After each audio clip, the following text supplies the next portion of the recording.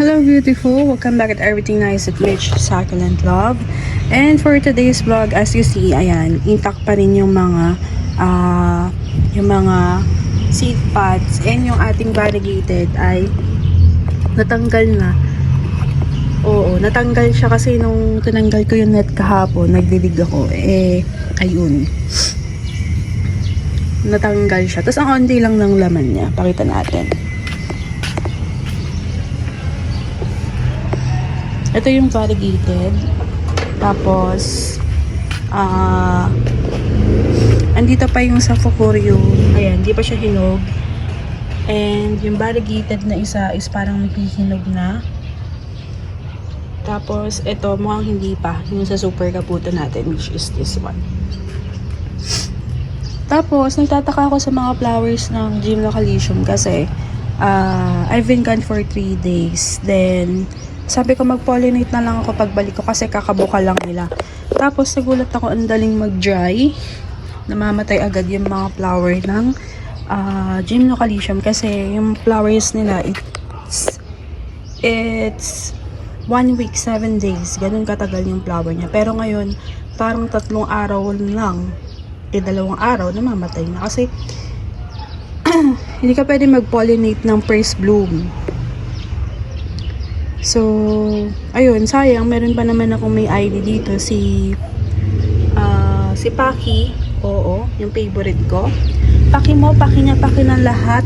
Wala akong paki. Ayan, si Paki. So, ayun. And then, ang dami pa rin mga pops. Oo.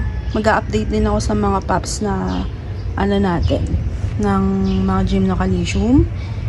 Ang dami nang namatay na flowers, nakakasad naman. Pagka maaraw, binabalik ko na yung yung net nila. Since nagtubig ako, tinatanggal ko muna yung hindi ko muna sila nilalagyan ng net kasi baka na naman, mag-scales na naman. So, in fairness naman kay Nauro, nagtanggal ako ng scale sa Astro. Nung sinusungkit ko siya, na siya, patay na siya. Kasi, according kay Nauro, 3 days. Mag-spray ka kada 3 days hanggang sa main infestation. So, yun, na-dry up naman. Asan ba yung tinanggal ko? Ito, ayan. Kinut-kut-kut ko lang siya ng ng ginagamit ko dito sa halaman. Tapos, na siya, dry, patay na din.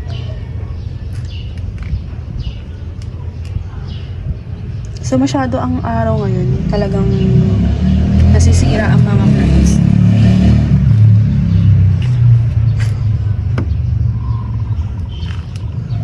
Ganda ng aerials nito.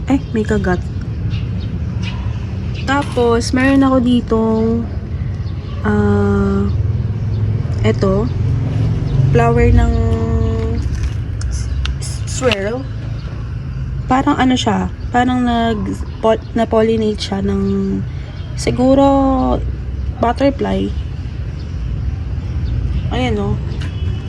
Nangitlog siya. Wala kasi yung malaming aloes Yung mga aloes ko, dinala ko sa bahay sa Kabanatuan. Namatay kasi.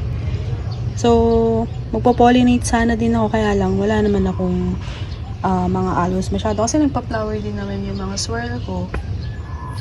So, yun. Tapos, kailangan ko na din i-repat to. Ang laki na din ito. Kailangan na siyang i-repat. Pero okay pa siya sa pot niya Kasi di ba may namatay tayo. So, ayun. Nagkaka-scales pa rin sila dito sa part. Tapos, ano ba? Ayan. So, wala na akong machismis. Tingnan natin itong cristata. Ayan. So, ayan. Ito yung sinig ko na cristata.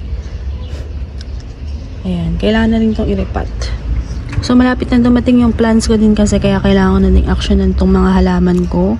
Ayun sayang Hindi ako nakapag-pollinate kasi nga sabi ko pagbalik ko na lang tapos ayun, wala na yung flower. Sayang. Anyway, magpa-flower pa naman yan. Ganda pa naman ito. Pangit lang yung pot niya. Ayan, daming mga insects. So, mag-i-spray ako ng Nauro. So, yun lang muna. And thank you for watching Everything Nice at Mitch Succulent Loud. This is your nurse, Bantita, saying, God bless po. At laging mag-ingat. Tsaka, para mag-ihil yan.